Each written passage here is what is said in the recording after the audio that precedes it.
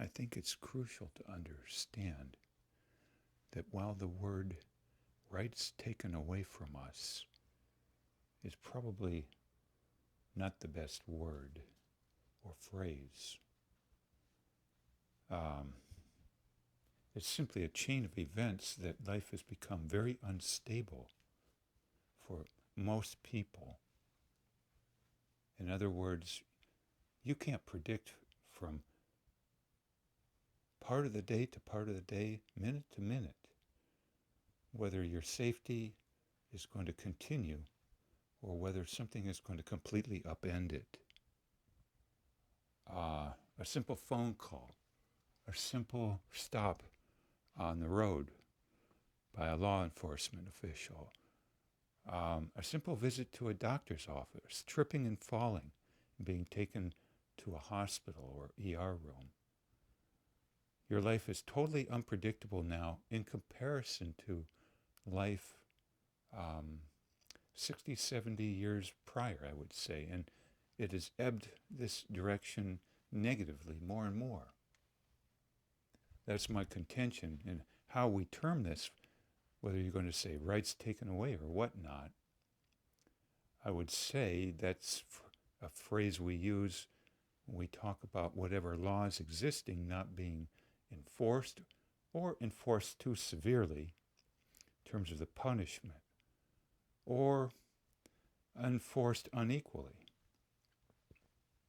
And again, what does enforcement mean if the punishment is draconian, like a concentration camp labeled as a correctional facility? So my contention is things are totally upended and more in the last 60, 70 years. I'm reminded of Aldous Huxley. He wrote, amongst other things, Brave New World. That might have been in the 1950s. I'd have to check the exact date, but it strikes me that this is a very interesting world we have now. And I think the advent of certain chemicals coming on the scene in 1951, namely thorazine, and afterward, and overpopulation galore. These issues, by the way, brought up by Aldous Huxley. And by the way, Napoleon Hill, too, having written in 1941 a series of 17 pamphlets, and then these later coming out in audiobook form, How to Control Your Own Mind, he talks of the ebbing away of rights. And again, I think that term can be rather ambiguous and a little off-center, but I think most people understand that something is not up to snuff here. These are my thoughts about the concept and how life is more and more unstable, I believe. And of course, the more frightened, the more unstable. How curious to simply label that an anxiety disorder when it's a social problem. And you might say, as one friend told me, a matter simply of also technology morphing into something more and more toxic in certain directions. So we have many social issues and many issues regarding the advent more and more of technology and overpopulation that I think we're calling, quote, mental illness or anxiety issues. I'm not at all surprised the push by some to label this a brain problem.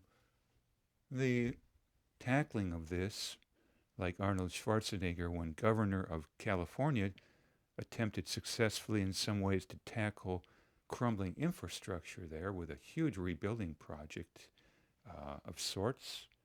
I'm not surprised it's so much easier to label something an anxiety problem in some, or mental illness, rather than a non-application of funds, time, energies, and emotional compromises, uncomfortableness to deal with these things more and more.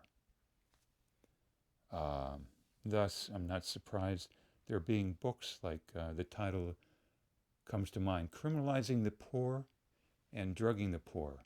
These are two titles of books that I own, by the way. Haven't had time to look at. Of course, another interesting title of a book, Comfortably Numb, and perhaps I'm trying to remember the title, America Fooled.